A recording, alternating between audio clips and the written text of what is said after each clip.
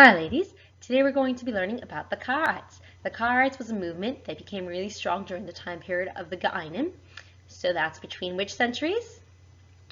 6 to 10, that's right. And we're going to talk about how this was a huge conflict between the 6th and the 10th century, the time period of the Gaonim, how this was a huge conflict at the time and became something that really took away from the continuity of Jewish tradition and challenged the progression of Messiah to be passed down throughout the ages as it had been so successfully. So who are the Karraites, what were they, and why were they such a problem? Here we go. Alright, how did the Karraites begin?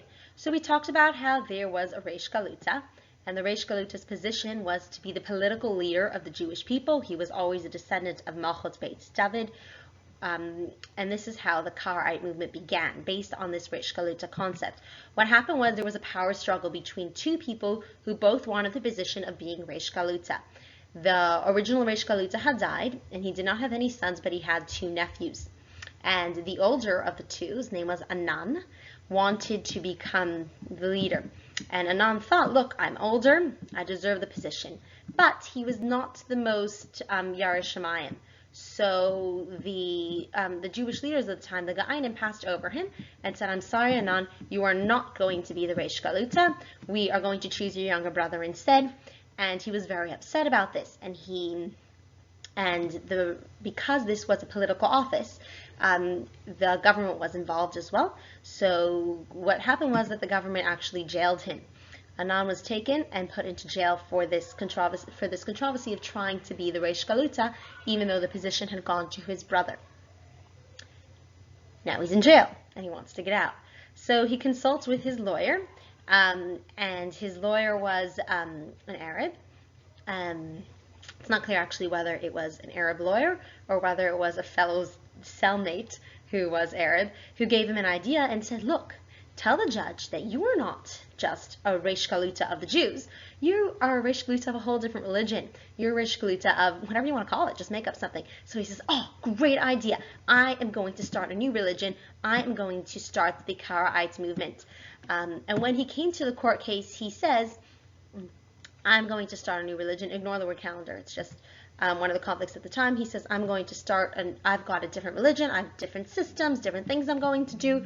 And one of those things was a calendar, but we're going to leave it on the side.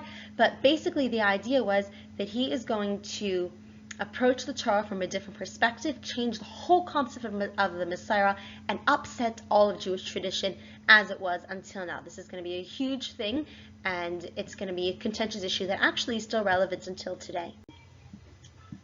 So what did the Karraites do, and how did this mess with the Messiah? So until now, Jewish tradition was passed down and expanded on and built upon, and we know, we've talked about the Tanaim who wrote the Mishnah, the Amiram who wrote the Gemara, the Gaonim who started the Shilas Teshuvos, responding to questions and making practical scenarios based on the Gemara. And we can see how there's this progression coming from the Torah and a build-up of Jewish thought that gets passed down throughout the ages. And what Anan ben David, as the leader of the Karraites, said was, we are going back to the original text, back to the Mikra. See the word Karrite? If I give it to you in Hebrew, it comes from the word Mikra, the Shorish Kara, which means to read. So he says we're going back to the original reading, the original text. We're not going to look at all the buildup that happens afterwards. So what does that look like in concrete example? There's a pasuk, Lai Savaru Eish B'chomash Vaisechem B'yam HaShabbos, not to let there be a fire burning in our homes for all of Shabbos. So we know that means that we don't light a fire on Shabbos. But he interpreted it literally and said we're going to spend the whole Shabbos in the dark. And we're going to spend the whole Shabbos in the cold. So we can't even have warm food heating up on Shabbos, only cold food would be available. And that actually is why we eat cholent today. Because cholent is we light it before Shabbos.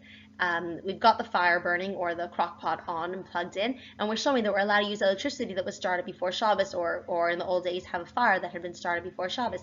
So we are not literalists. We're following the Messiah, the body of Jewish tradition that has been passed down. And the Karraites wanted to completely stamp out this whole history of Messiah and just say we're going to interpret the text on our own.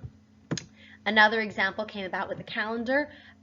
They said we want to have impromptu Rosh Chodesh. Whenever we see the moon, it's Rosh Chodesh, rather than having this new pre-scheduled system that really was a new thing that had just started several hundred years earlier by Hillel, and they wanted to go back to the old style.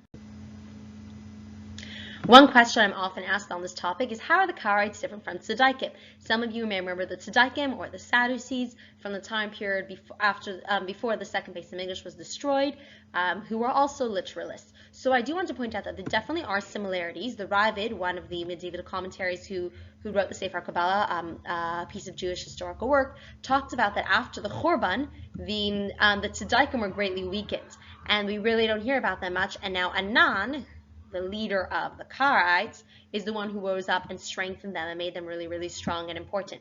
So that's an important bit to recognize there. Also want to point out that in that sense, the Karraites were the spiritual or theological descendants of the Tzaddikim. So if there were any more pockets of Tzaddikim around, they would have joined this group with renewed vigor and excitement. Very happy to see their tradition come alive, or lack of tradition, if you want to say. Although they did form their own traditions, so they do have a constant Masar, but that's a weird topic, and we'll talk about that in class. But basically, the Karraites were similar to the Tzaddikim in that respect, but they were a brand new group that was developed.